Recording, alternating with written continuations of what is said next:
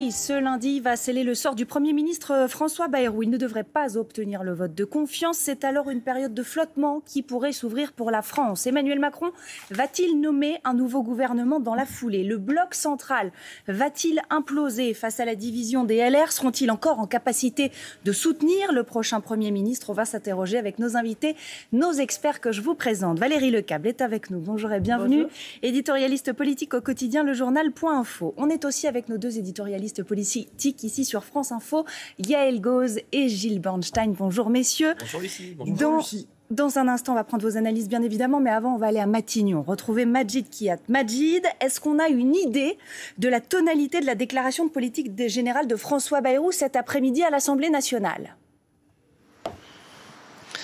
Oui, on commence à avoir des éléments grâce à l'entourage de François Bayrou.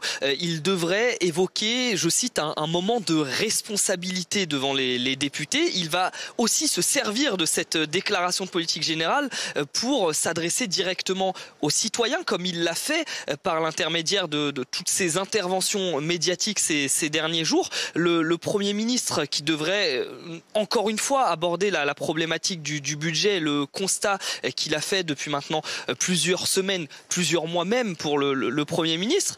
À noter que dans son entourage, on nous dit aussi qu'il y a toujours ce risque d'improvisation de la part de François Bayrou. Oui, il a écrit son discours ces derniers jours, il est en train de le peaufiner ces dernières heures, ces prochaines heures jusqu'à son départ du côté de l'Assemblée nationale à 15h, François Bayrou. Mais souvenez-vous, en janvier dernier, lors de sa déclaration de politique générale, il avait improvisé et donc impossible pour son entourage à ce stade de nous dire la durée de ce discours sur la forme.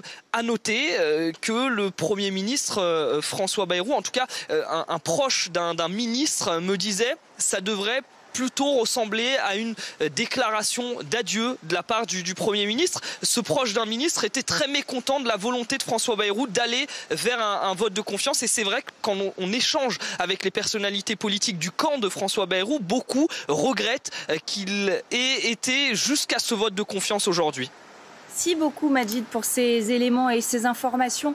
Yael Gauz, François Bayrou, pro de l'improvisation, on l'a bien compris, et Majid nous le rappelait. Est-ce qu'il pourrait, dans cette déclaration, être véhément envers les oppositions? Parce qu'on l'a entendu ces dernières heures, être pas vraiment content envers les oppositions. C'est plus que probable, parce qu'il a déjà commencé à critiquer, à se mettre au-dessus des partis d'opposition dont il dit qu'ils sont en guerre civile, qu'ils se haïssent les uns les autres, qu'ils n'ont rien en commun, sauf de vouloir abattre, ce sont ces termes, le gouvernement. Donc oui, il faut s'attendre à ça, une sorte de posture un peu gaulliste en disant voilà, moi j'avais la vérité, je la détenais, vous m'avez pas écouté, vous me faites tomber, vous faites perdre du temps à la France, évidemment sans se remettre en cause lui-même. Ce ne sera pas l'endroit pour le faire. Peut-être que plus tard, il reconsidérera les choses, mais là, ça va être évidemment un plaidoyer pro-domo pour dire que ces oppositions irresponsables n'ont pas voulu s'attaquer au premier des fléaux, selon lui, en France, la dette, le surendettement. Évidemment, il sera écouté attentivement, François Bayrou, même si on l'a bien compris, toutes les oppositions ont déjà défini leur vote, qui est le vote de la défiance.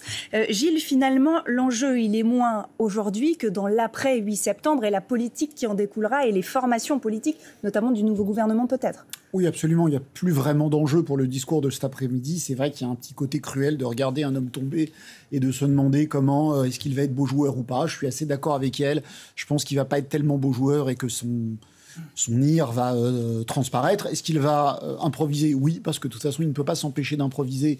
Et là, comme il sait que c'est son discours, eh bien, il va jeter toutes ses forces dans la bataille. Mais ce qui est horrible, c'est qu'une assemblée va écouter peut-être d'un air un petit peu poli, ce Premier ministre, mais en sachant que ce qu'il dit ou ce qu'il ne dit pas n'aura plus beaucoup d'importance parce que, effectivement, ce qui compte, c'est ce qui se passera à partir de 18, 19, 20 heures, quand le vote sera clos et qu'il n'y aura plus de Premier ministre. Il remettra, à n'en pas douter, la démission de son gouvernement au président de la République. De toute façon, il n'a pas le choix. Et à partir de ce moment-là, j'imagine qu'on en parle. À partir du moment où il arrive à l'Élysée pour remettre la démission de son gouvernement, on est dans l'incertitude absolue d'à peu près tout. Valérie Lecable sur la même question. Écoutez, François Bayrou restera comme ce qu'on appelle un oxymore, c'est-à-dire un paradoxe.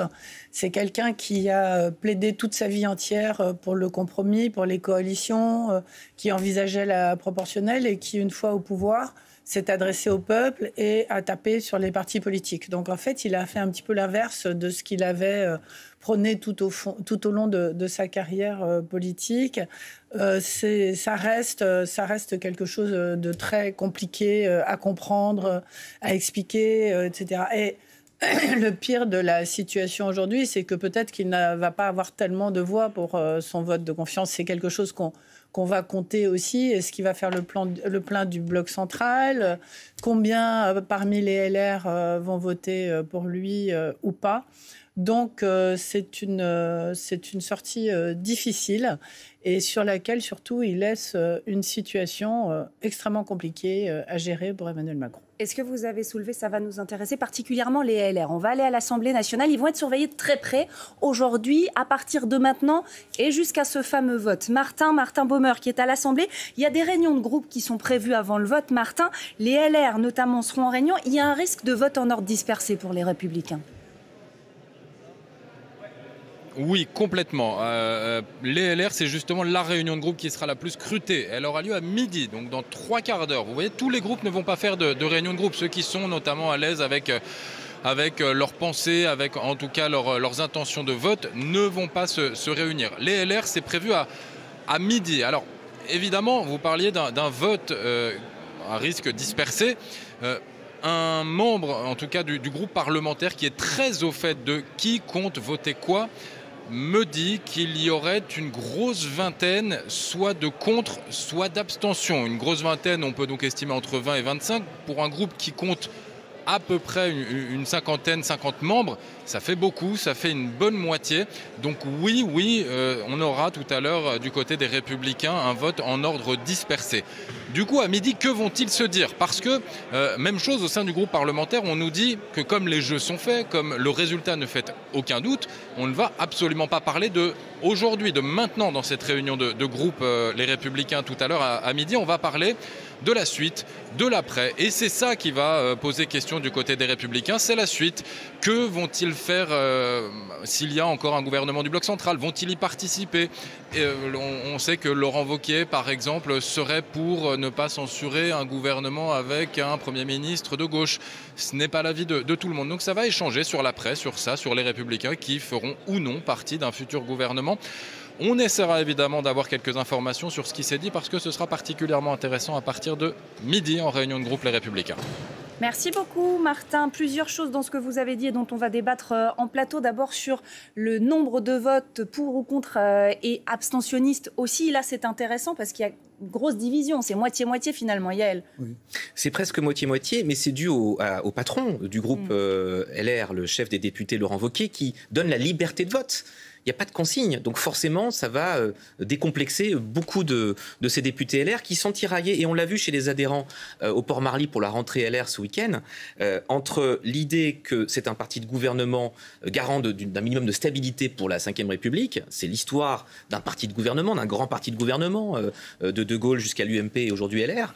Et puis l'attraction des adhérents pour en finir une bonne fois pour toutes avec le macronisme et rester collé aussi à la puissance du RN qui dit on les dégage maintenant. Donc vous avez chez les députés, là, aujourd'hui, un casus belli, un arbitrage à faire entre ce besoin de stabilité-là pour le pays. Bruno Retailleau incarnait la participation au gouvernement plutôt fructueuse, en images, en sérieux. Et puis de l'autre côté, ce moment politique qu'il ne faut pas non plus rater en cas de dissolution, c'est-à-dire de se mettre vraiment dans l'idée que le macronisme est fini.